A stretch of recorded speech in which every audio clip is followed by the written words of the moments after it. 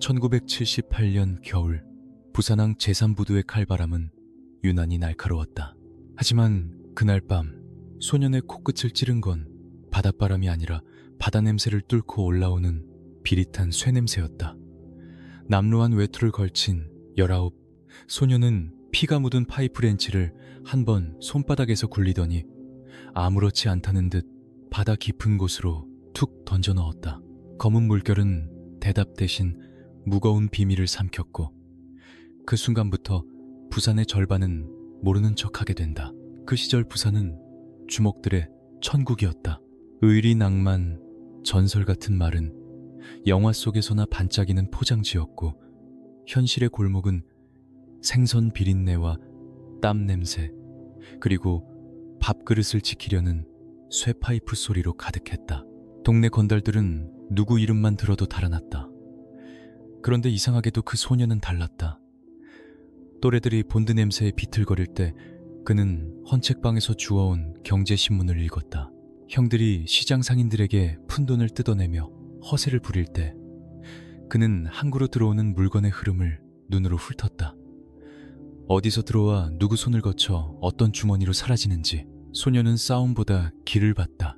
그가 처음 모신 사람은 영도다리 밑에서 고물상을 굴리던 배사장이었다. 겉으론 고물상이었지만 속은 작물 창고였다. 빼돌린 일제가전 양담배 정체 모를 상자들. 배사장은 욕심이 많고 의심이 많았고 밑에 애들에게는 제대로 나눠주지 않았다. 기분이 꺾이면 재떨이를 집어던지며 누가 주인인지 보여주던 인간이었다. 식구들은 불만이 목까지 차올랐지만 배사장이 쥐고 있던 끈 때문에 아무도 함부로 움직이지 못했다. 소녀는 소리내지 않았다. 대신 숫자와 종이를 붙잡았다. 그는 배사장의 장부를 맡으며 돈의 흐름을 배웠다. 돈이 어디서 시작해 누구 주머니를 스치고 어떤 이름으로 세탁돼 다시 돌아오는지. 손에 피를 묻히는 놈은 하수고 흐름을 쥔 놈이 진짜 보스라는 걸 소녀는 본능으로 알았다. 그래서 그는 기다렸다. 폭풍이 오기만 하면 된다. 그리고 그 폭풍은 늘 그렇듯 욕심에서 시작된다. 어느 날 배사장이 금기를 건드렸다. 남의 구역 물건에 손을 댄 것이다. 바닥의 룰을 어긴 대가는 혹독하다. 그날 밤 소녀는 처음으로 확신했다. 이제는 배사장 밑에서 배우는 시간이 끝났다는 걸. 부산의 바다는 또 하나의 비밀을 삼킬 준비를 하고 있었다. 그리고 소년의 머릿속에는 이미 정리라는 단어가 조용히 떠오르고 있었다. 배사장이 남의 구역 물건에 손댄 날 소년은 그 소식을 남들보다 먼저 알았다. 장부에 찍히는 숫자가 달라졌다. 물건이 들어오고 나가는 방향이 어긋났다. 부두 쪽 라인에서 뭔가가 새어나갔다는 냄새. 그리고 며칠 뒤 그 냄새는 확신이 되었다. 칠성 쪽이 화났다더라. 그 말이 골목을 타고 퍼지자 배사장 밑에 식구들 얼굴에서 피가 빠졌다. 바닥에 룰을 건드린 놈은 룰로 정리된다. 보통이라면 배사장을 지키려고 연장을 들고 나섰을 것이다. 남자들 세계에서 형님은 방패이기도 하고 동시에 핑계이기도 하니까. 하지만 소녀는 달랐다. 그는 배사장을 사람으로 보지 않았다. 배사장을 구조로 봤다. 돈이 모이고 흘러가는 관, 그 관을 누가 쥐느냐가 전부였다. 그리고 지금 배사장이 그 관을 망가뜨렸다. 소년에게 배사장은 지켜야 할 형님이 아니라 제거해야 할 리스크였다. 그는 먼저 밖으로 손을 뻗었다. 칠성 쪽 중간 간부에게 은밀히 연락을 넣었다. 물건 돌려드리고 사과도 더 드리겠습니다. 대신 청소는 저희가 직접 하게 해주십시오. 말투는 공손했지만 계산은 냉정했다. 칠성 쪽은 피를 보고 싶었을 것이다. 그런데 소녀는 그 욕망을 이익으로 바꿔서 내밀었다. 피를 튀기면 시끄럽다. 시끄러우면 경찰이 움직인다. 경찰이 움직이면 돈줄이 막힌다. 바닥은 감정으로 굴러가지만 큰 판은 소리 없이 굴러간다. 소녀는 그걸 알고 있었다. 그리고 마지막 회식이 준비됐다. 부산 앞바다가 훤히 보이는 횟집 구석방. 배사장은 술이 몇 순배 돌자 얼굴이 벌겋게 달아올랐다. 야, 이런 날은 기분이 좋아. 너희도 한 잔씩 받아. 그는 늘 그랬다. 기분 좋을 땐 형님인 척했고 기분 나쁘면 주인인 척했다. 소녀는 웃으며 잔을 채웠다. 그 웃음은 충성의 미소가 아니었다. 장부에서 숫자를 지울 때의 미소였다. 문이 닫혔다. 소녀는 조용히 방문을 걸어 잠갔다. 비명도 난장도 없었다. 누가 들으면 아무 일도 없었던 밤. 잠시 후 소녀는 방을 나와 종업원에게 봉투를 건넸다. 안에 계신 분이 많이 취하셨습니다. 깨지 않게 푹 채워주세요. 봉투는 두툼했고 종업원의 눈은 잠깐 흔들렸다. 그리고 종업원은 더 묻지 않았다. 부산에서는 묻지 않는 것이 오래 사는 기술이었다. 다음날 배 사장은 실종 처리되었다. 소문은 친절했다. 밤낚시 좋아하던 사람이 먼 바다로 나갔다가 풍랑을 만났단다. 사람들은 고개를 끄덕이며 입을 다물었다. 누군가는 알았고 누군가는 모르는 척했다. 그리고 바다는 또 한 번 대답 없이 삼켜버렸다. 누가 사라졌는지보다 중요한 건 누가 남았는지였다. 그날 이후 소년의 철학이 만들어졌다. 피를 튀기며 싸우는 건 하수다. 고수는 손에 피 한 방울 묻히지 않고 웃으면서 상대를 보낸다. 그것이 정리였다. 그리고 그 정리는 나중에 서울까지 올라가 도시에 숨통을 쥐게 될 기술의 시작이었다. 배 사장이 사라지자 조직은 공중에 붕 뜬 듯 했지만 실제로는 너무 자연스럽게 소년 쪽으로 기울었다. 장부를 쥔 손은 이미 소년의 손이었다. 돈 흐름을 아는 놈이 말을 하면 사람들은 고개를 숙인다. 당시 그의 나이 겨우 20살 언저리. 그런데도 동생들의 눈빛은 맹신에 가까웠다. 소년은 그 눈빛을 이용할 줄 알았다. 그리고 무엇보다 동생들의 불만을 먹고 잘할 줄 알았다. 그는 첫 지시를 내렸다. 시장 바닥에서 자리세 뜯는 거 앞으로 금지다. 동생들이 웅성거렸다. 형님, 그럼 돈은? 소년은 단호했다. 우린 깡패가 아니다. 비즈니스맨이다. 그 말이 우스워 보였던 놈들도 있었다. 하지만 곧 알게 된다. 소년이 말하는 비즈니스는 숫자와 공포를 동시에 움직이는 방식이라는 걸. 양복이 들어왔다. 머리는 단정하게 깎였다. 슬리퍼 대신 구두가 신겨졌다. 영도다리 및 고물상은 정리됐다. 그리고 그 자리에 무역회사 간판이 걸렸다. 겉은 건실한 청년 사업가, 속은 일본에서 들어오는 빠칭코 기계와 면세품, 그리고 이름 없는 상자들을 유통하는 조직. 하지만 중요한 건 겉이었다. 겉이 바뀌면 경찰의 태도가 바뀌고 은행의 눈빛이 바뀌고 정치인의 손이 먼저 내민다. 소녀는 그 메커니즘을 너무 빨리 배웠다. 그리고 그는 이름을 붙였다. 동네 이름을 딴 영도파, 자갈치파 같은 촌스러운 이름이 아니었다. 세계를 무대로 삼겠다는 야망이 담긴 두 글자, 국제. 그 순간 부산의 골목은 더 이상 그의 무대가 아니게 되었다. 부산은 출발점일 뿐이었다. 소녀는 한국 끝에서 도시를 바라보며 생각했다. 부산이라는 그릇은 작다. 진짜 파는 서울이다.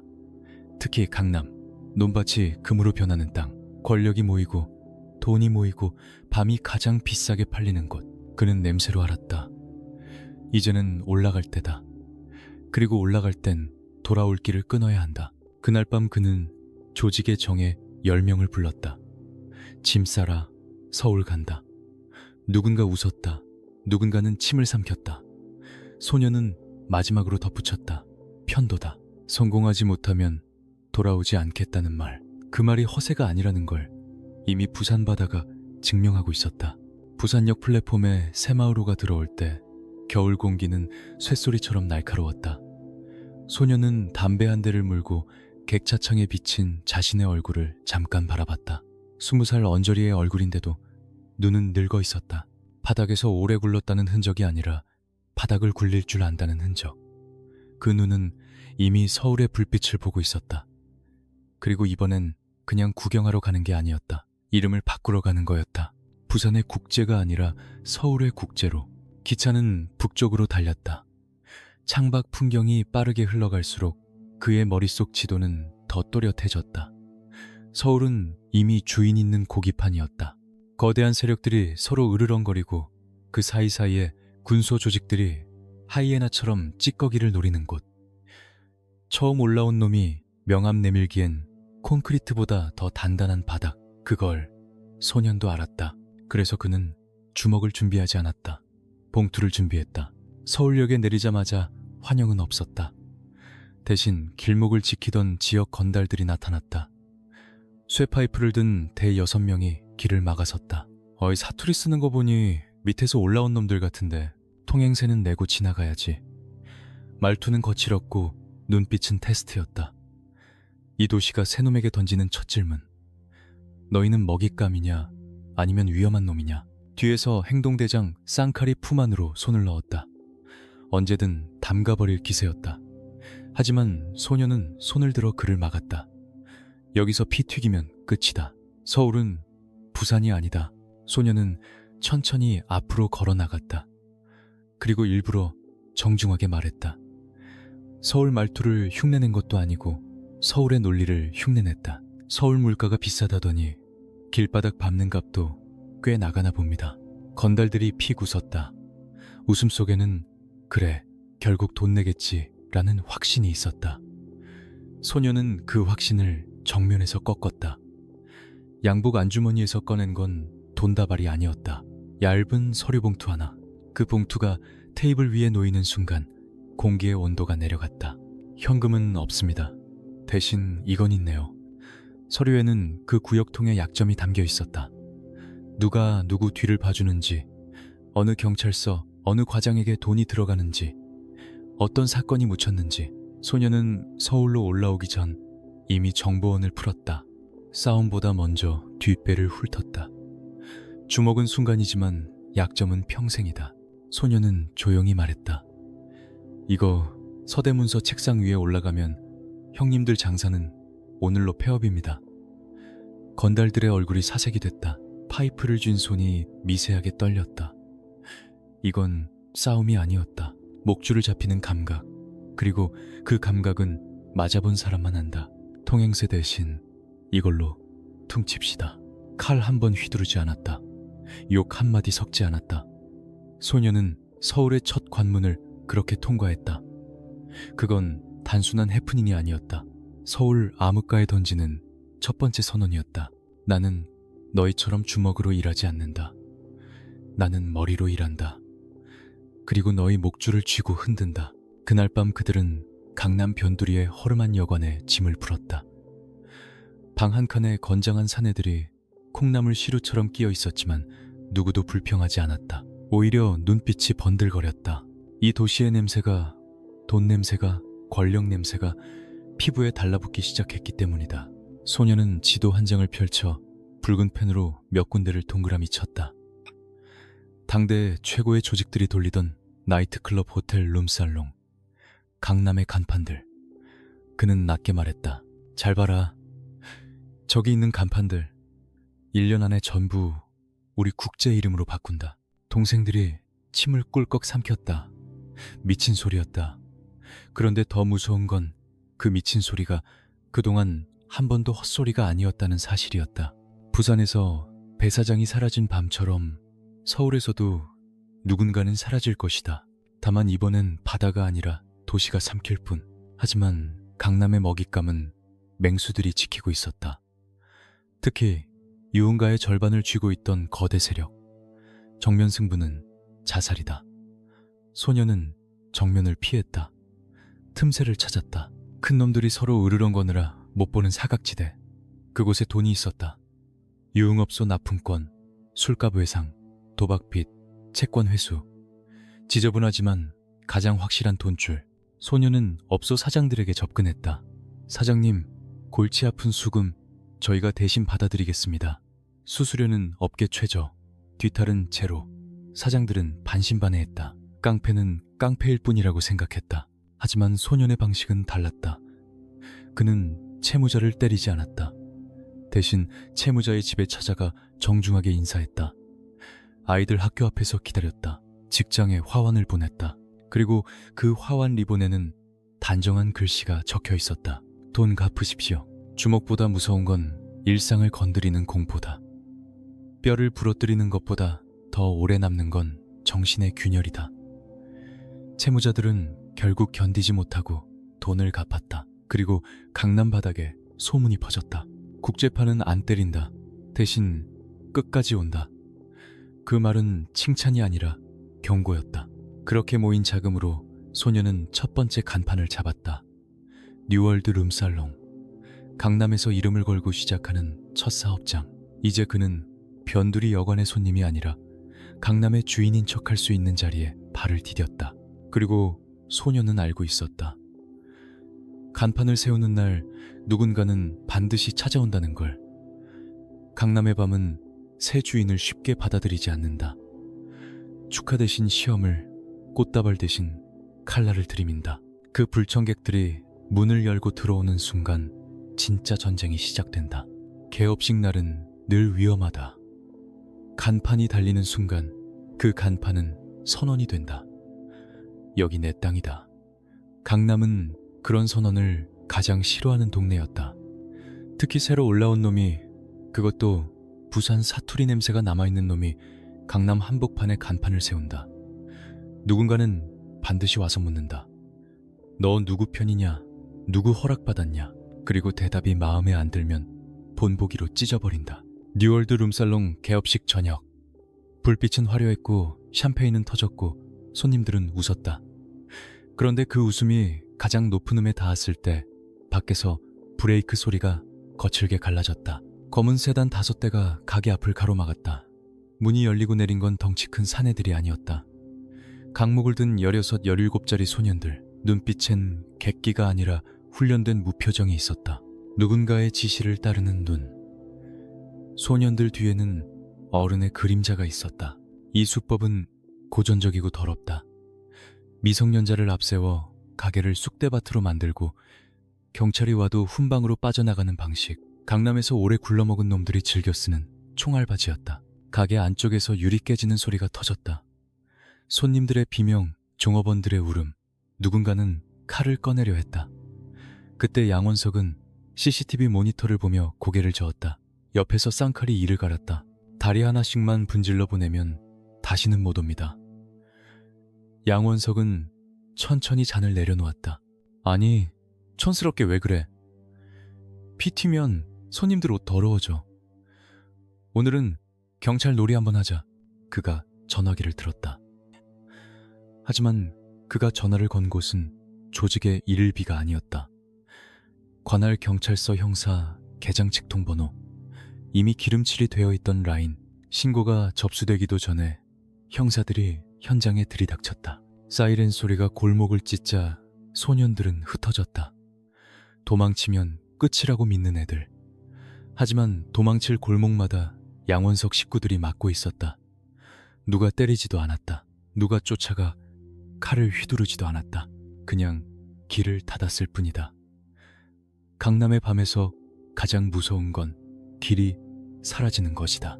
도망치지 못한 소년들이 뒷문으로 끌려 들어왔다. 쌍칼이 숨을 거칠게 내쉬었다. 양원석은 손을 들어 또 한 번 제지했다. 그리고 뜻밖의 장면이 펼쳐졌다. 따뜻한 국밥이 놓였다. 겁에 질린 소년들이 숟가락을 들지 못하고 눈치만 보자 양원석이 낮게 말했다. 너희 보낸 형들이 너희 밥은 챙겨주더냐. 우린 식구 밥 굶기는 짓은 안 한다. 소년들의 눈이 흔들렸다. 폭력보다 더 무서운 건 낯선 친절이다. 양원석은 숟가락을 턱으로 가리켰다. 먹어. 그리고 가서 전해라. 양원석은 밥그릇 뺏으러 온 게 아니다. 밥상 차리러 왔다고. 숟가락 하나 더 얹고 싶으면 예의 갖추고 들어오라고. 그날 밤 강남 바닥에 소문이 번졌다. 새로 올라온 국제파 보스가 나타났는데 주먹보다 말이 먼저고 칼보다 밥이 먼저란다. 애들을 때려 눕히는 대신 밥을 먹이고 돌려보냈단다. 이상한 소문이었다. 그런데 이상한 소문일수록 빨리 퍼진다. 사람들은 처음엔 비웃지만 그 비웃음 뒤에는 두려움이 숨어있다. 저놈 도대체 뭐지? 왜 저렇게 움직이지? 우리가 아는 룰을 안 따르는데 왜 더 위험해 보이지. 양원석은 그 소문이 어디까지 퍼질지 계산했다. 강남의 큰 놈들 귀에 닿게 만들면 된다. 우리를 건드리면 피로 끝나는 게 아니다. 당신들 이름이 더러워지고 당신들 판이 흔들린다. 그게 그의 메시지였다. 그리고 메시지는 이미 도착하고 있었다. 그날 새벽 뉴월드 간판 아래에서 양원석은 조용히 창문 밖을 바라봤다. 화려한 네온은 거짓말처럼 반짝였지만 그 빛 아래에서 그는 더 짙은 어둠을 키우고 있었다. 이제 강남은 그를 무시할 수 없었다. 남은 건 하나였다. 누가 먼저 진짜 싸움을 걸어오느냐. 그리고 그 싸움에서 누가 더 피 흘리지 않고 이기느냐. 뉴월드 사건 이후 강남의 공기가 달라졌다. 양원석이 가진 건 간판 하나뿐인데도 사람들은 그 간판을 피해 다녔다. 때리지 않고 피를 흘리지 않고 오히려 밥을 먹이고 돌려보냈다는 소문. 그건 자비가 아니었다. 더 큰 공포였다. 폭력은 눈에 보이지만 계산은 보이지 않는다. 보이지 않는 칼날은 언제 어디를 베는지 알 수 없으니까. 당연히 터줏대감들이 가만히 있을 리 없었다. 특히 강남 유흥가의 절반을 움켜쥐고 있다고 알려진 거대 조직의 중간 보스 사람들은 그를 독사라고 불렀다. 눈빛이 차갑고 웃을 때도 이빨만 보인다고. 독사는 양원석을 정면으로 치지 않았다.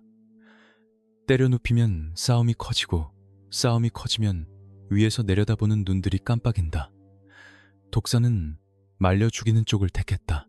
납품 라인을 끊고 웨이터들을 돈으로 빼가고 정전사고를 가장해 영업을 멈추게 했다. 손님이 줄면 간판은 스스로 무너진다. 그게 독사의 방식이었다. 쌍칼이 이를 갈며 말했다. 이대로는 안 됩니다. 목 따오겠습니다. 양원석은 서류를 넘기며 고개도 들지 않았다. 목 따서 뭐하냐. 피냄새 나면 판이 꼬인다. 우린 좀 더 우아하게 가자. 그 말이 떨어지자 식구들은 오히려 더 소름이 돋았다. 양원석에게 우아함은 품격이 아니라 흔적을 지우는 기술이었다. 양원석은 독사의 업소들을 때려부수지 않았다. 대신 뒤를 팠다. 등기부 세무기록 차명명의 거래처의 흔들림. 독사는 칼보다 서류에 약한 놈이었다. 그리고 결국 한 줄이 걸렸다. 큰형님 몰래 알짜업소 2곳을 자기 처남 이름으로 돌려 수익금을 빼돌리고 있었다. 바닥에서는 이런 걸 삥이라고 부른다. 보스의 돈에 손대는 건 관을 스스로 짜라는 말과 같다. 양원석은 그걸 바로 터뜨리지 않았다. 터뜨리면 독사는 죽고 독사가 죽으면 판이 흔들리고 판이 흔들리면 피가 난다. 양원석이 원하는 건 피가 아니라 구역이었다. 그래서 그는 독사를 불렀다. 장소는 강남의 고급 일식집, 더 정확히는 독사가 즐겨 찾는 방. 상대의 편한 자리에서 상대를 가장 불편하게 만드는 게 협상의 기본이다. 독사는 거들먹거리며 들어왔다. 웬일이야. 비싼 밥을 다 사고 항복 선언이라도 하려고. 양원석은 말없이 회 한 점을 집어먹고 봉투 하나를 테이블 위로 쓱 밀었다. 최사님, 해맛이 좋네요. 근데 이런 좋은 걸 혼자만 드시면 체합니다. 큰형님도 좀 나눠드려야죠. 독사의 젓가락이 멈췄다. 봉투를 열자마자 얼굴이 어두워졌다. 손끝이 떨렸다. 그 서류가 본가로 들어가는 순간 독사의 운명은 끝이다. 그건 싸움이 아니라 처형이다. 독사는 침을 삼키며 물었다. 너 원하는 게 뭐냐? 양원석은 미소를 지었다. 간단합니다. 최사님 구역 중 30% 우리 국제에 넘기시죠. 그리고 앞으로 우리 식구들 건드리지 마시오. 우린 평화주의자니까. 독사는 숨이 막혔다. 30%는 살점이 아니라 심장에 가까웠다. 하지만 선택지는 없었다. 서류는 칼보다 날카로웠고 칼보다 조용히 사람을 죽였다. 협상은 5분 만에 끝났다. 서명 도장, 그리고 침묵. 피 한 방울 흘리지 않고 양원석은 강남의 노른자위를 가져왔다. 독사는 울며 겨자 먹기로 종이가 되어야 했고 동시에 양원석의 방패가 되어야 했다. 독사가 들이받을수록 독사의 비리는 흔들릴 테니까. 그날 이후 독사는 양원석을 못 건드릴 뿐 아니라 다른 놈이 건드리려 하면 오히려 막아줘야 하는 처지가 됐다. 강남은 이렇게 넓어진다. 주먹으로가 아니라 약점으로. 양원석은 룸살롱의 불빛 아래에서 확신했다. 이제부터는 속도가 붙는다. 그리고 속도가 붙는 순간 사람은 더 빨리 썩고 더 빨리 배신한다. 그는 그걸 누구보다 잘 알고 있었다. 그래서 더 빨리 더 차갑게 다음 단계로 넘어갈 준비를 했다. 구역을 30%씩 먹어치우자 강남의 공기는 더러워졌다. 큰 놈들은 겉으로 웃었지만 속으로는 이를 갈았다. 저 새끼 피 한 방울 안 흘리고 땅을 가져간다. 그게 제일 무서운 종류였다. 그래서 정면 승부가 아니라 찌질한 게릴라가 시작됐다. 술 취한 손님인 척 난동을 부리고 화장실에 불을 지르고 출입문 앞에서 소란을 피우는 방식. 경찰에 신고해도 애매하게 빠져나가는 딱 귀찮게 만드는 전쟁이었다. 그 중에서도 가장 악질이 하나 있었다. 사람들은 그를 개장수라고 불렀다. 갈 곳 없는 노숙자나 가출 청소년들에게 푼돈을 쥐어주고 양원석의 업소로 들여보내 영업을 망치게 했다. 맞아도 대꾸 못할 애들, 잡아도 풀려나는 애들, 남의 손에 피를 묻혀 판을 흐리는 놈. 양원석은 그 이름을 들었을 때 표정 하나 바꾸지 않았다. 대신 낮게 말했다. 이번 주말 낚시 가자. 그 말이 떨어지면 간부들은 등골이 서늘해졌다. 그가 말하는 낚시는 물고기를 잡는 게 아니었다. 비 오는 토요일 밤 개장수는 자기 당구장에서 내기 당구를 치며 낄낄거리고 있었다. 술 냄새, 담배 연기, 돈 냄새. 그 순간 조명이 꺼졌다. 어둠 속에서 둔탁한 소리와 짧은 비명만 흘렀다. 불이 다시 켜졌을 때 당구장은 텅 비어 있었다. 바닥에 떨어진 큐대 몇 개와 누군가 흘리고 간 얼룩이 있을 뿐 사람들은 다음 날부터 개장수라는 이름을 입에 올리지 않았다. 강남은 이름이 사라지는 속도가 빠른 곳이다. 며칠 뒤 강변 쪽에서 이상한 소문이 돌았다. 공사가 밤에 진행됐다더라. 새벽에 레미콘이 한 번 들어왔다더라. 정확한 걸 본 사람은 없었다. 다만 그 후로 개장수의 그림자는 다시 나타나지 않았다. 양원석은 그 소문이 퍼지는 걸 막지 않았다.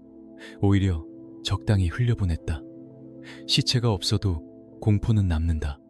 공포가 남으면 싸움은 줄어든다. 싸움이 줄면 돈이 더 깨끗하게 흐른다. 그의 계산은 언제나 그쪽으로 향했다. 그 청소 이후 강남 바닥은 조용해졌다. 사람들이 고개를 숙이는 이유는 존경이 아니라 생존이었다. 눈을 마주치면 먼저 피하는 법을 배웠고 말을 아끼는 법을 배웠다. 하지만 양원석은 여기서 멈추지 않았다. 그는 폭력만으로는 오래 못 간다는 걸 알고 있었다. 그래서 손을 뻗은 곳은 문화였다.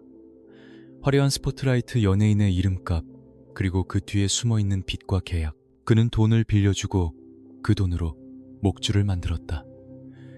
겉으로는 엔터테인먼트 대표, 안으로는 강남의 설계자. 사람들은 그를 깡패라고 부르기 시작한 순간부터 동시에 사업가라고도 부르게 됐다. 두 얼굴이 아니라 한 얼굴이었다. 밤과 낮을 같은 손으로 쥐는 얼굴. 그리고 그때부터였다. 강남의 진짜 큰 놈들이 양원석을 침입자가 아니라 변수로 보기 시작한 순간 이제 싸움은 주먹이 아니라 판 전체를 흔드는 두뇌 싸움으로 바뀐다. 늑대들이 이를 드러내는 대신 서류를 꺼내고 사람을 흔들고 서로의 숨통을 조용히 조이기 시작했다. 양원석은 그 한가운데에서 미소를 지었다. 강남은 원래 그런 곳이었다. 가장 화려한 불빛 아래 가장 차가운 계산이 숨쉬는 곳. 1980년대 후반 서울 올림픽의 열기가 거리를 달구던 시절이었다. 사람들은 태극기를 흔들며 밝은 미래를 떠들었지만 강남의 밤은 그 밝음 뒤에서 더 뜨겁게 타올랐다. 양원석은 그 열기를 보며 깨달았다. 주먹에 피 묻혀 뺏어온 돈은 유통기한이 짧다. 진짜 큰 돈은 소리 없이 연기 없이 아주 우아하게 흐른다. 그는 조직에 엄명을 내렸다. 하얀 가루 같은 건 손대지 마라. 그건 멍청한 놈들이나 건드리는 시한폭탄이다. 대신 양원석이 고른 건 합법의 얼굴을 쓴 욕망이었다. 성인 오락실 슬롯머신, 현금이 쏟아지는 기계들, 간판은 국제상사, 식구들은 형님 아우가 아니라 이사님 부장님으로 불렸다. 문신 드러내고 다니던 애들은 뒤로 빼고 머리 좋은 놈들을 회계에 앉혔다. 주먹이 아니라 계산기가 조직을 굴리는 시대가 온 것이다. 하지만 거대한 현금 자판기를 돌리려면 경찰서장 정도로는 부족했다. 양원석은 더 위를 바라봤다. 여의도와 서초동, 그리고 그 위. 어느 날 밤 강남의 오래된 요정, 은은한 현악 소리와 담배 연기가 섞인 밀실에서 양원석은 맞은편 중년 남성에게 술을 따랐다. 권력의 냄새가 났다. 양원석은 사람 좋은 웃음으로 말했다. 의원님 연습하실 때 쓰시라고 공을 좀 준비했습니다. 부하가 골프 가방을 들고 들어왔다. 지퍼가 열리자 지폐가 벽돌처럼 빽빽하게 드러났다. 중년 남성이 헛기침을 했다. 양 사장, 이거 너무 무거워서 들고 나갈 수나 있겠나? 양원석은 고개를 숙이며 답했다. 무거우시면 저희가 들어드리겠습니다. 의원님은 방향만 잡아주십시오. 공이 어디로 굴러가야 하는지 장애물이 뭔지만요. 치우는 건 저희가 합니다. 그날 이후 단속은 늘 한 발 늦었다. 단속이 올 때면 먼저 삐삐가 울렸고 경쟁 조직이 소리내면 검찰이 먼저 움직였다. 강남 바닥은 수근거렸다. 저 인간은 낮에는 회장님, 밤에는 저승사자다. 양원석은 고개를 끄덕이지도 부정하지도 않았다. 그는 다만 더 조용히 웃었다. 권력과 거래하는 순간부터 그는 더 이상 누군가의 밑이 아니었다. 이제 판을 설계하는 쪽이었다. 권력과 손을 잡는 순간 돈은 더 빠르게 불어났다.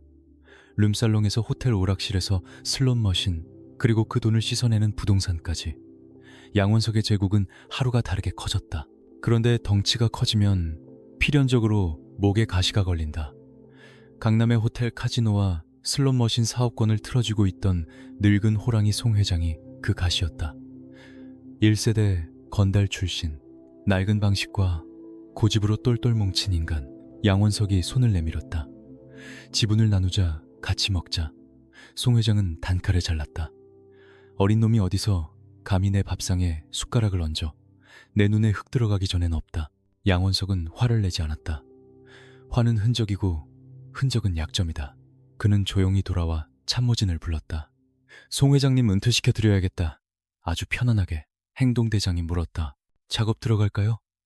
양원석은 고개를 저었다. 칼침 맞고 가시면 모양 빠진다. 자연사가 좋겠어. 아니면 불의의 사고 같은 거. 송 회장에게는 습관이 있었다. 매주 금요일 밤이면 양평 별장으로 내려가 주말을 보낸다. 운전기사는 물리고 직접 검은 벤츠를 몰았다. 위험을 즐기는 놈일수록 루틴이 더 단단하다. 양원석은 그 루틴을 파고들었다. 그 금요일 밤 비가 억수같이 쏟아졌다. 가로등도 드문 구불구불한 산길. 와이퍼가 미친 듯 움직여도 앞은 흐릿했다. 그때 뒤에서 쌍라이트가 번쩍이며 덤프 트럭이 따라붙었다. 위협적인 속도. 송 회장은 백미러를 보며 욕을 씹었다. 속도를 올리며 피하려는 순간 앞 커브에서 또 다른 트럭이 갑자기 튀어나와 길을 막았다. 샌드위치. 브레이크를 밟을 틈도 없이 뒤 트럭이 그대로 들이받았다. 천둥보다 큰 괴음. 벤츠는 종이장처럼 구겨지며 가드레일을 뚫고 낭떠러지로 굴러떨어졌다. 빗물에 젖은 아스팔트 위엔 스키드마크조차 남기기 힘든 악천후였다. 경찰 조사에서 트럭 기사는 말했다. 빗길에 미끄러졌습니다. 브레이크가 말을 안 들었습니다. 음주도 없고 전과도 없는 평범한 가장. 다만 며칠 전 병든 아내의 병원비로 거액이 입금됐을 뿐이다. 사건은 단순 교통사고로 종결됐다. 강남 바닥의 거물이 사고라는 단어로 역사 속에서 사라졌다. 장례식장에는 검은 양복의 조문객들이 줄었다. 그 사이로 양원석이 들어섰다. 표정은 비통함 그 자체. 영정 앞에 국화꽃을 놓고 누구보다 깊게 고개를 숙였다. 사람들은 알았다. 둘이 앙숙이었다는 걸. 하지만 상주들은 아무 말도 못했다. 두툼한 봉투와 양원석 뒤에 선 경호원들의 눈빛이 입을 막았기 때문이다. 장례가 끝난 지 정확히 일주일 후 송 회장이 쥐고 있던 사업권은 양원석의 손으로 넘어갔다. 서류 절차는 완벽했다. 송 회장이 생전에 작성했다는 양도각서가 등장했다. 진짜인지 아닌지는 중요하지 않았다. 중요한 건 모두가 그렇게 됐다고 받아들이는 힘이었다. 이제 강남의 밤은 거의 양원석의 것이었다. 룸살롱, 호텔, 카지노, 오락실 건설까지 손짓 하나에 돈이 움직이고 말 한마디에 건물이 철거되고 새 빌딩이 올라갔다. 그런데 그 거대한 그림자가 너무 커지자 기존의 양대 산맥이 불안해하기 시작했다. 서로 원수였던 두 세력마저도 공통의 적 앞에서는 잠시 칼을 거두기로 했다. 강남의 밤을 세등분하던 세 마리의 용이 한복판에서 서로의 턱 밑에 칼을 겨누는 시대, 사람들이 속삭였다. 강남 삼국지의 시작이라고. 양원석은 그 속삭임을 들으며 웃었다. 전쟁은 피로만 하는 게 아니다. 전쟁은 누가 먼저 판을 흔드느냐로 시작한다. 그리고 그는 이미 그 판을 흔들 준비를 끝내고 있었다. 1980년대 후반 서울의 밤 공기는 시한폭탄의 초침 소리처럼 위태롭게 흘렀다. 강남을 세 등분한 세력, 서로 이를 드러내던 두 거물, 그리고 새로 떠오른 강자 양원석. 사람들은 그 시대를 강남 삼국지라고 불렀다. 겉으로는 화려했지만 그 화려함은 언제든 피로 젖을 수 있는 얇은 막이었다. 어느 날 밤 남산의 한 호텔, 가장 은밀한 VIP룸. 방음벽으로 둘러싸인 방 안은 무거운 침묵만 맴돌았다. 테이블 위에는 김이 모락모락 나는 고급차가 놓였지만 그 누구도 찻잔을 들지 않았다. 손이 찻잔으로 가면 다른 손은 자연스럽게 연장으로 가기 마련이니까. 그리고 그 방엔 세 명이 앉아 있었다. 서로를 죽이고 싶어도 지금은 죽일 수 없는 남자들. 서방파의 보스는 굵은 숨을 씹어 삼키며 말했다. 피를 봐야 끝날 일이다. 양은이파의 보스도 차갑게 받았다. 내 식구가 다쳤다. 팔아먹을 구역을 내놔야지. 공기가 팽팽하게 당겨졌다. 누가 조금만 소리를 높여도 서울의 밤이 전쟁터로 뒤집힐 수 있는 순간이었다. 그때 문이 열렸다. 가장 늦게 들어온 사람이 양원석이었다.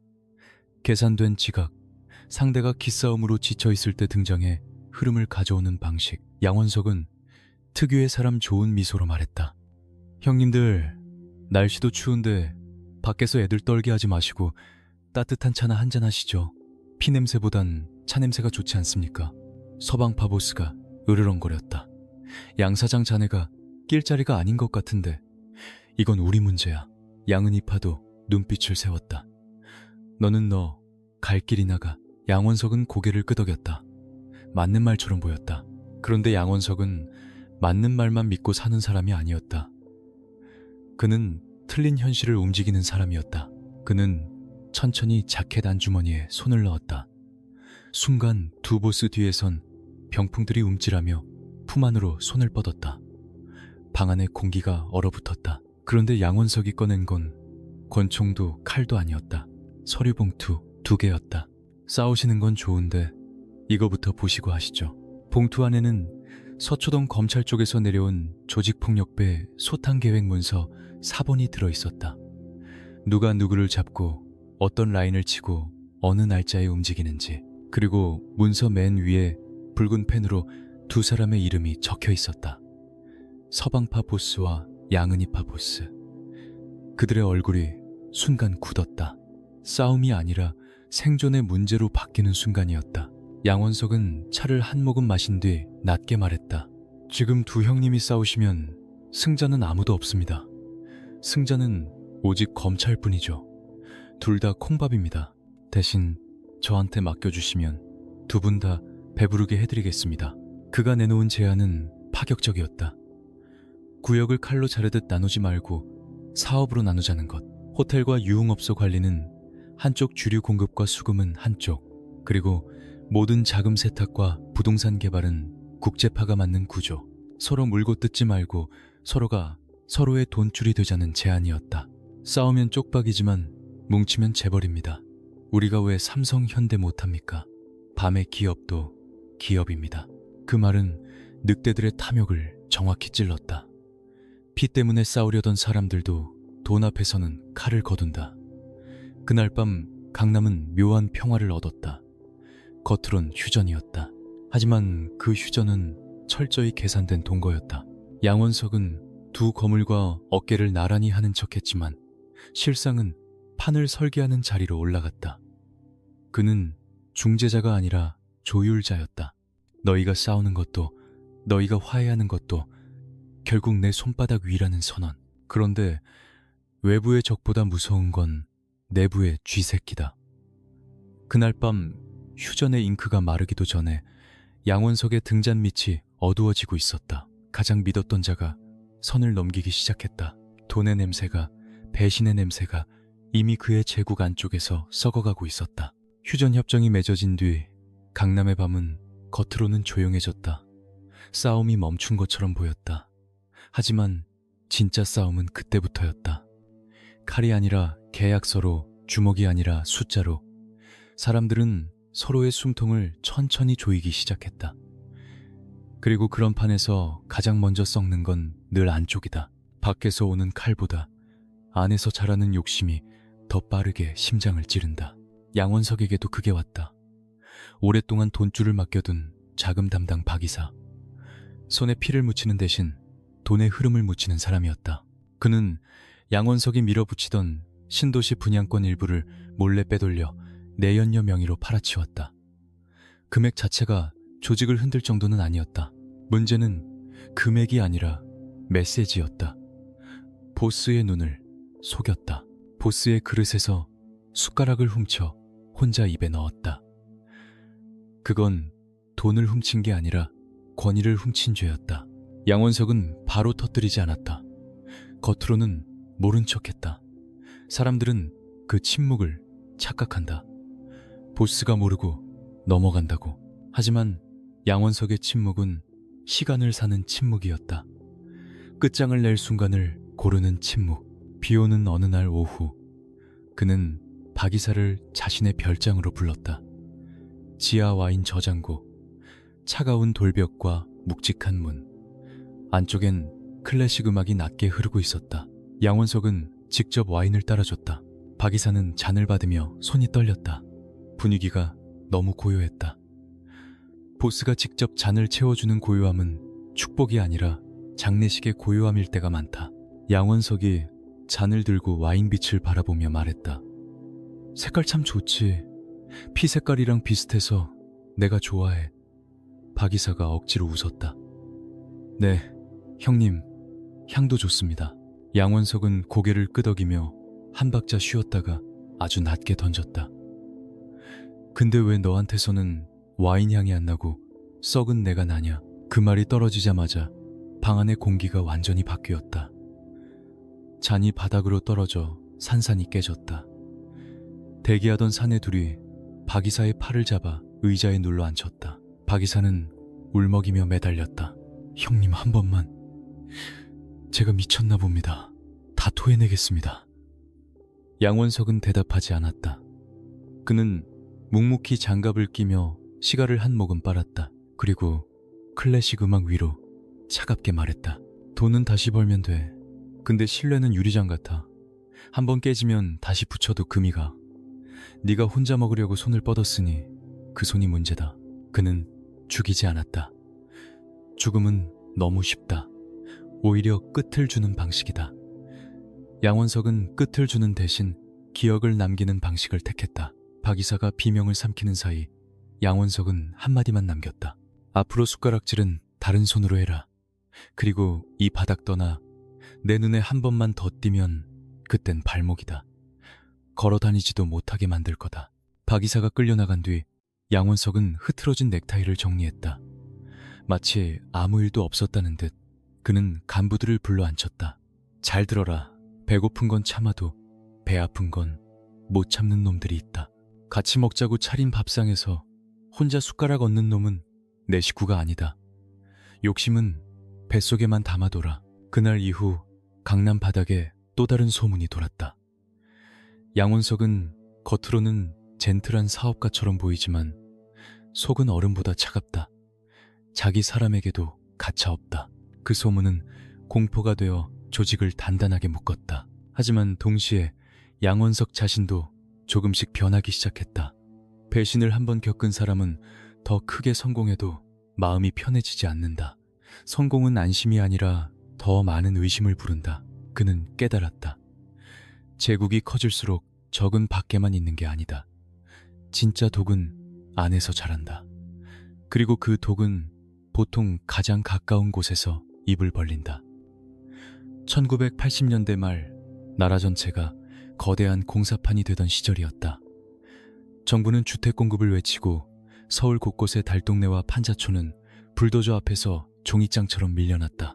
누군가에겐 내 집 마련의 희망이었지만 누군가에겐 평생의 터전이 뽑혀나가는 공포였다. 양원석은 그 공포가 돈이 된다는 걸 누구보다 빨리 알아챘다. 땅을 파면 돈이 나온다. 그런데 그 땅 위에 사람이 있으면 치워야 한다. 그걸 세상은 개발이라고 불렀고 바닥은 청소라고 불렀다. 그는 국제개발이라는 간판을 걸었다. 겉으로는 용역회사, 속은 전쟁터의 지휘본부였다. 처음엔 신사적으로 접근했다. 양복 입은 직원들이 찾아가 이사비를 내밀고 조용히 부탁했다. 협조해 주시면 손해 안 보게 해드리겠습니다. 그런데 거절하면 밤이 달라졌다. 수도관이 터져 한겨울에 집이 물바다가 되고 전기가 끊겨 냉골이 되고 새벽마다 확성기에서 장송국이 흘러나왔다. 골목엔 문신한 덩치들이 우비를 뒤집어 쓴 채 천천히 걸었다. 폭력은 마지막이었다. 사람을 때리는 건 흔적이 남는다. 대신 잠을 못 자게 만들고 가족을 불안하게 만들고 마음을 먼저 무너뜨렸다. 그러다 끝까지 버티는 사람들이 있었다. 강남의 마지막 판자촌이라 불리던 재개발지구. 주민들 단결이 강했고 대책위원장은 뚝심 센 노인이었다. 내 눈에 흙 들어가기 전엔 못 나간다. 양원석은 보고를 받고 담배 연기를 길게 내뿜었다. 흙이 들어가게 해드려야지 소원이라는데. 비바람이 몰아치던 밤 재개발지구 입구로 중장비 소리가 몰려왔다. 주민들이 비상벨을 울리며 바리케이드를 쳤지만 들어온 건 맨주먹 용역이 아니라 레미콘 트럭과 포크레인이었다. 그리고 그 뒤로 검은 우비를 입은 작업조가 줄지어 들어왔다. 쇠파이프 대신 해머와 삽, 순식간에 아수라장이 됐다. 비명과 욕설이 빗소리에 섞여 사라졌다. 양원석은 언덕 위 차량 안에서 클래식을 틀어놓고 그 광경을 내려다봤다. 지시는 간단했다. 시끄러운 놈들 조용히 보내. 그 밤 대책위원장은 흔적 없이 사라졌다. 경찰은 가출로 처리했고 기자들은 관심을 두지 않았다. 공사장 구석 가장 깊은 기초 굴착장. 흙탕물 위로 포크레인 버킷이 느리게 움직였고 그 아래에서 한 사람의 숨이 꺼져갔다. 레미콘이 쏟아지자 비명도 함께 묻혔다. 콘크리트는 증거를 남기지 않았다. 굳어버리면 냄새도 소리도 없다. 몇 년 뒤 그 자리엔 번쩍이는 아파트가 올라갔다. 사람들은 튼튼한 기초를 칭찬했다.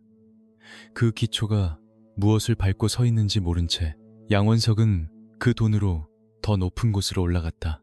이제 누구는 그를 회장님이라 불렀고 누군가는 괴물이라 불렀다. 그리고 괴물은 더 큰 먹이를 찾기 시작했다. 돈이 불어나자 사람도 불어났다.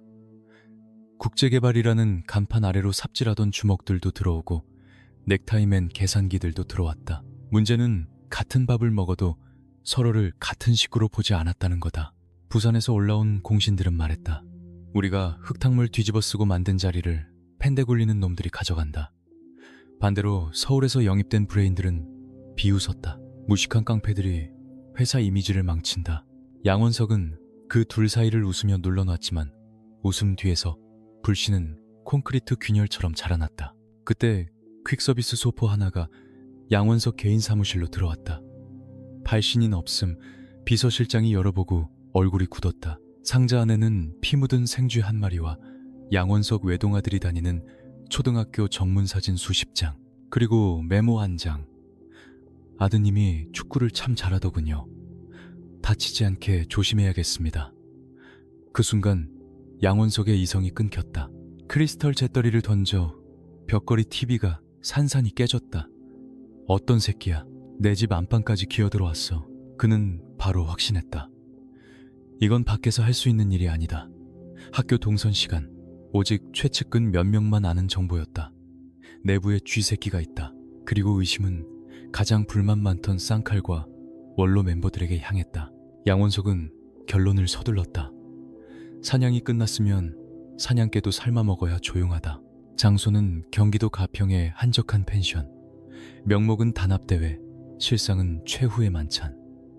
비오는 밤 바비큐 연기와 술 냄새 속에서 쌍칼 일행은 웃었다. 옛날 이야기로 목이 쉬도록 떠들었다. 양원석은 상석에서 잔을 채워주며 말했다.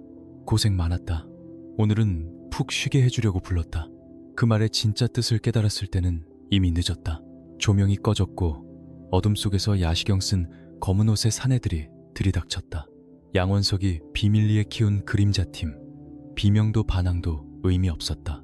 술에 취한 몸들이 도살장 가축처럼 바닥에 눌렸다. 쌍칼이 피를 토하며 올려다봤다. 형님, 진짜입니까?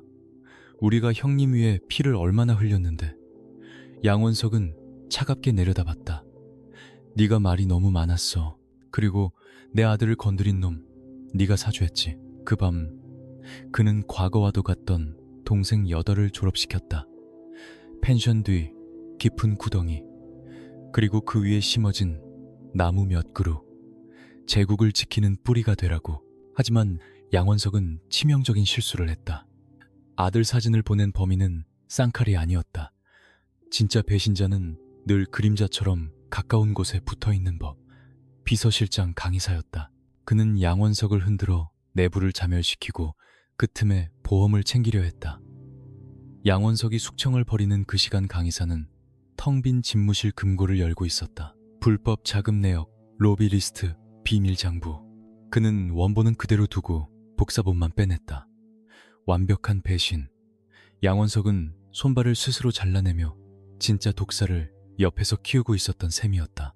그리고 운명의 1990년이 다가왔다. 나라가 칼을 빼들기 시작했다. 공권력이라는 해일이 밀려올 때 내부에서 이미 썩어버린 제국은 얼마나 버틸 수 있을까? 1990년 10월 가을비가 추적추적 내리던 토요일 밤이었다. 브라운관 속에서 대통령의 목소리가 흘러나오는 순간 밤의 세계에 사는 놈들은 동시에 등을 굽혔다. 범죄와 폭력에 대해 전쟁을 선포합니다. 그 한 문장이 단순한 경고로 들리지 않았다. 오래된 공생관계의 장례식장에 울리는 조문 종소리였다. 이제부터는 봐주기가 아니라 잡아먹기라는 뜻이었다. 양원석은 강남의 호텔 스위트룸에서 위스키 잔을 굴리며 비웃었다. 전쟁쇼겠지. 선거철도 아닌데 웬 난리야. 그는 습관처럼 전화기를 들었다. 검찰 고위 라인 여당 인맥, 청와대 주변, 늘 전화벨이 울리기도 전에 봤던 사람들. 그런데 그날은 달랐다. 연결할 수 없다는 기계음 신호만 가는 침묵, 짧게 끊기는 숨소리. 마치 누군가가 일제히 전화선을 가위로 잘라낸 것처럼 딱 한 통 늘 형님이라 부르던 정복 경찰이 받았다. 목소리가 떨렸다. 회장님, 이번엔 진짜입니다. 위에서 내려온 오더가 장난이 아닙니다. 리스트 최상단에 회장님 이름이 있어요. 지금 당장 통화는 거기서 끊겼다. 양원석의 손끝에서 잔이 미세하게 흔들렸다. 그제야 그는 알았다. 바람이 바뀌었다는 걸. 자신을 덮어주던 거대한 우산들이 폭풍 앞에서 뒤집혀 버렸다는 걸. 새벽부터 서울은 사이렌 소리로 뒤덮였다. 이름만 들어도 바닥이 숨죽이던 거물들이 줄줄이 연행되는 장면이 뉴스 속보로 떠올랐다. 합동수사본부는 조직도와 돈줄을 손바닥 보듯 꿰뚫고 있었다. 비밀 금고 위치 차명, 계좌 접대 명단. 양원석은 뒷골이 서늘해졌다. 어떻게 다 아냐? 이건 내부에서 나온 정보였다. 그 순간 머릿속에 얼굴 하나가 번쩍 떠올랐다. 강의사. 말없이 그림자처럼 붙어있던 비서실장. 숙청의 밤 금고에 접근할 수 있던 단 한 사람. 양원석은 더 이상 호텔에 있을 수 없었다. 벤츠는 버렸다. 눈에 너무 띄니까. 그는 낡은 승합차를 타고 서울을 빠져나갔다. 곁에는 끝까지 남겠다고 맹세한 보디가드 둘. 어제까지만 해도 수백의 식구를 거느리던 회장님이 하루아침에 쫓기는 신세가 된 것이다. 도피처는 화려한 별장이 아니었다. 경기도 변두리 재개발 구역 다 쓰러져가는 붉은 벽돌, 연립의 반지하, 곰팡이 냄새가 코를 찔렀고 밤이면 바퀴벌레가 벽을 탔다. 양원석은 뜯어진 장판 위에 앉아 천장을 바라봤다. 30년산 위스키는 미지근한 소주로 바뀌었고 캐비아는 퉁퉁 불어터진 컵라면이 됐다. 밖에서 자동차 엔진 소리만 나도 심장이 내려앉았다. 배달 오토바이 소리에도 손이 품으로 갔다. 잠을 자면 꿈속에서 자신이 묻어버린 얼굴들이 흙투성이로 기어나와 발목을 잡았다. 살려달라고 울부짖는 소리, 콘크리트 속에서 울리는 목소리.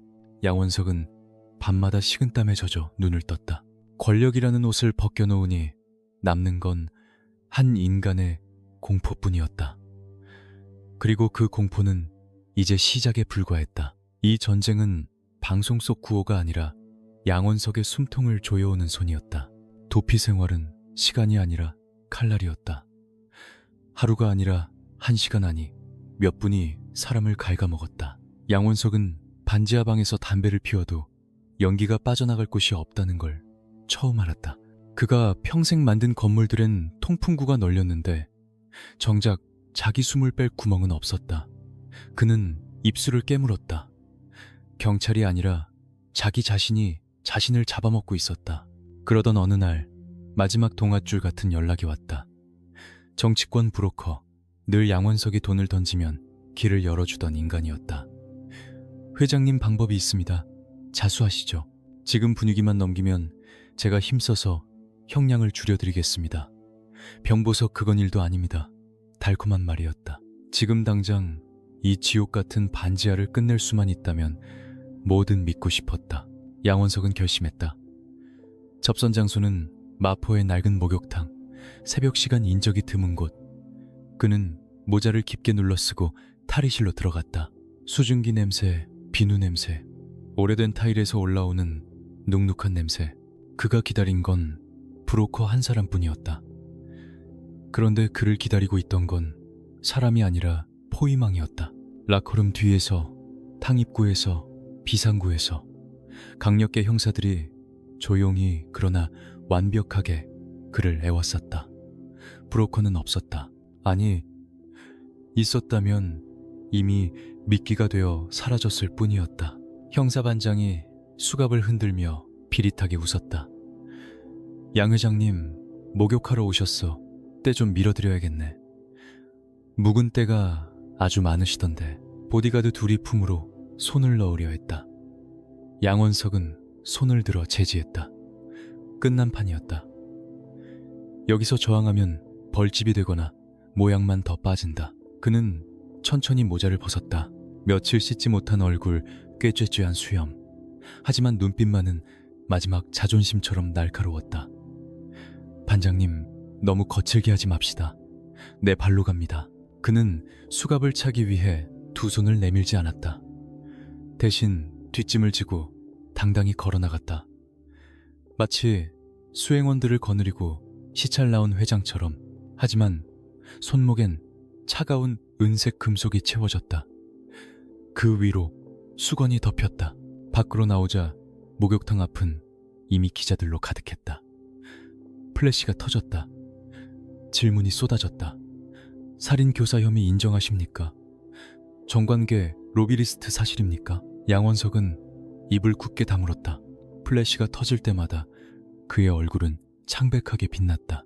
호송차에 오르기 직전 그는 잠시 하늘을 올려다봤다. 비가 그친 새벽, 하늘은 이상하게도 맑았다.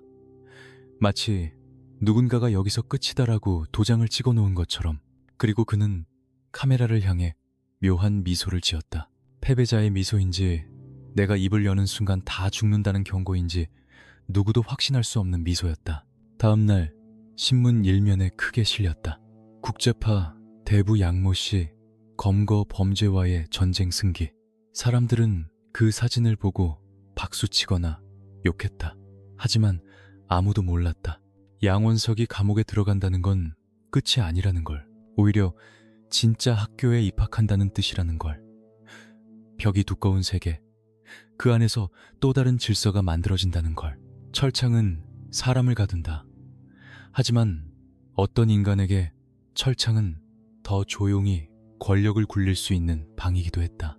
1991년 서울 구치소의 높은 담장과 감시탑은 바깥 세상과 안쪽 세상을 칼로 잘라놓은 듯 보였습니다. 사람들은 이곳을 범죄자들의 무덤이라 불렀지만 양원석에게는 벽이 조금 두꺼운 별장일 뿐이었습니다. 밖에서는 범죄와의 전쟁으로 조직들이 무너지고 있었지만 안에서는 다른 형태의 밤이 태동하고 있었습니다. 전쟁이 끝난 자리에 질서가 생기듯 구치소도 누군가의 질서가 필요했으니까요. 그가 배정받은 방은 독방이라 불렸지만 실은 VIP룸이었습니다. 바닥엔 폭신한 매트가 깔렸고 구석엔 가습기와 책이 쌓여 있었습니다. 식사도 달랐습니다. 남들에겐 찬 밥과 국이었지만 양원석의 식탁에는 외부에서 들어온 도시락과 과일이 놓였습니다. 교도관들은 수용번호로 부르지 않았습니다. 회장님, 그 두 글자가 철문보다 강했습니다. 양원석은 돈을 주고 들어온 게 아니었습니다. 돈이 흘러갈 길까지 함께 끌고 들어왔습니다.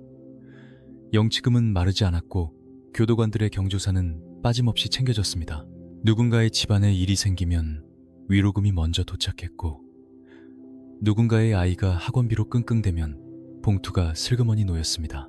교도소 안에서 돈은 바깥보다 더 빠르게 권력으로 바뀌었습니다.